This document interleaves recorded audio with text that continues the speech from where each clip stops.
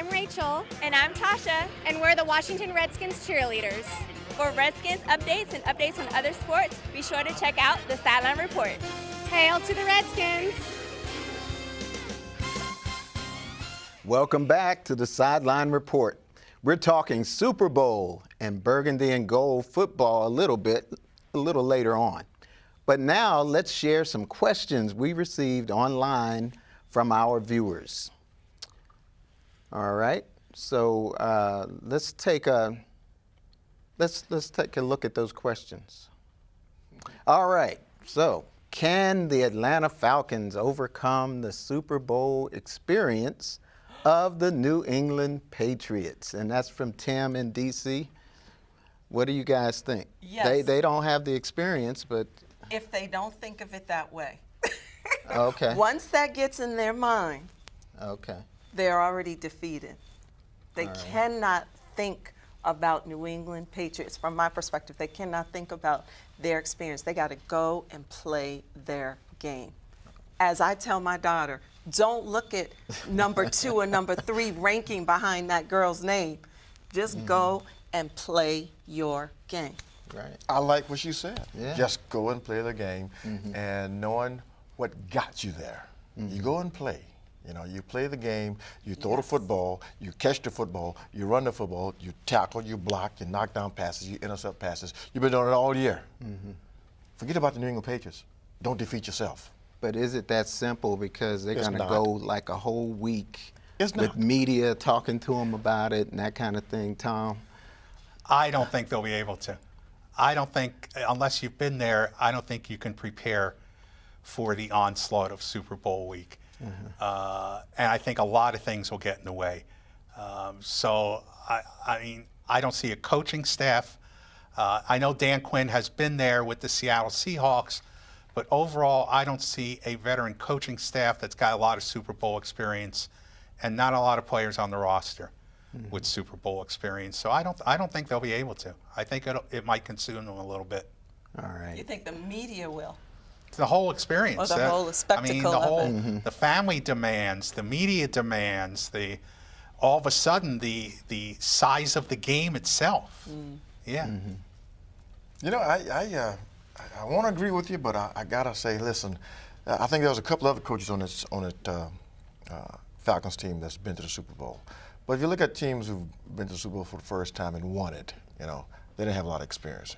When New England Patriots won it for the first time, Belichick was with Parcells in New York with the Giants, right? So there was some experiences there. But if these New England Atlanta Falcons go in there with the attitude, hey, we may not have the experience, but we got to have that hunger and desire. And don't let this, hey, guys, guess what? We've been to Super Bowls as not planning a Super Bowl, just to go down there for the festivities as a player. So we know, looking at the history, we know what can happen. A lot of things are going to get scrutinized. People going to be asking you all kind of weird questions at the media day. But at the same time, take care of your business. And But they came into the championship with the momentum, you know, exactly. I'm sure. So you take know, it with you. You got to take carry it that with you. you. You got to carry that confidence. You got to have that bold confidence. Unfortunate for me, I didn't get a chance to make it there, but I tell you what, I wanted to get there so bad, and I knew, for me, how I was going to act during the Super Bowl week and during the game, and in the game, rather. Okay. And that was? No. No, we don't want to. No, he would have been very serious. He would have been very serious, right? I would have. All right. I know. I've seen some footage on him, though. Okay. All right. I would've He's been- pretty tough. Oh yeah, he could play. He could play. Yeah. So let's compare the two coaches, head coaches. I mean, Belichick. Well, it's kind of hard to and then compare Quinn. those. I mean, right there. You know? where's the advantage? The advantage is clearly with Belichick. There's no right? equal. Yeah. That's Bill Belichick. Yeah, there's nobody. People forget he was the defensive coordinator on the New York Giants 1990 team that played the high-powered offense, Buffalo Bills, in the 91 Super Bowl. And he stopped an offense that seemed unstoppable. The Belichick game plan for that game was considered so brilliant, it's on display at the Pro Football Hall of Fame. Wow. That was 27 years ago. He ain't gotten dumber. He's Right. smarter. Exactly. Yeah. So, I mean, I am in awe of his ability to prepare. So Dan Quinn may be a great head coach, but he's coaching against a guy that you could argue they could name the Lombardi Trophy for. Right. Bill Belichick is that good. Right. Yeah. All And right. there are coaches out there, like a Belichick, who can automatically win a game for you because of his coaching ability, the history that he's made, that he has of coaching, because they can intimidate other coaches. Take Rex Ryan for an example for the Jets. He can't, I just can't beat this guy. So But I don't know if he's going to have there's that. some interviews with Belichick where he has talked about the fact that he learned coaching really from his father. And he used to watch, like his father would go in there and say, hey, Bill, go over there, go look at that video and give me a breakdown on what we should do. And he used to do that when he was like real young, growing up. So he got the blood in him. So yeah, he learned a lot of stuff from his father just from looking at tape over tape when he was very young. Right down So the it's road in here him. at the Naval Right, Academy. At the Naval Academy. Academy. Yeah. All right, well, let's take another question. How can the Patriots stop Julio Jones, and would you concentrate more on stopping him or putting pressure on Matt Ryan? And this is actually directed to you, because you would have had to As a stop defensive him back, as a yeah, team, yeah. right? As a corner and then playing safety. What you want to do as a corner, if you're going to play bump and run with Julio Jones, he's big, fast, and strong.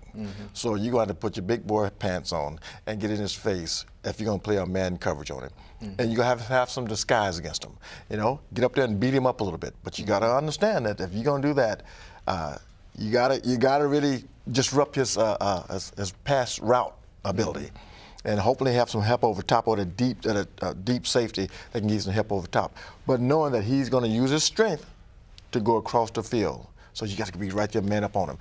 And also you have to have some ways where you can have some disguise coverages where you can have a man look and then drop back into a zone. Matty Ice is going to be able to read that because he's a smart quarterback, but that's what you're going to have to do against him. Now, you're doing all that. You got to stop the run. You got to be able to control that running game as well. So as a defensive back, you got your work cut out for you. You do. All right. You got to shut him Let's down. see if we have though. another He's gonna be question. double-teamed. Yeah, we have one more question. Washington Redskins question here. Used last year's top draft pick on a wide receiver who was damaged goods, they're saying, when they drafted him. Will they use this year's pick on defense, namely a pass rusher? That's from Lawrence in Capitol Heights. Tom? I can't name you what pass rusher that they would, but Scott McCloughan has been adamant about best player available.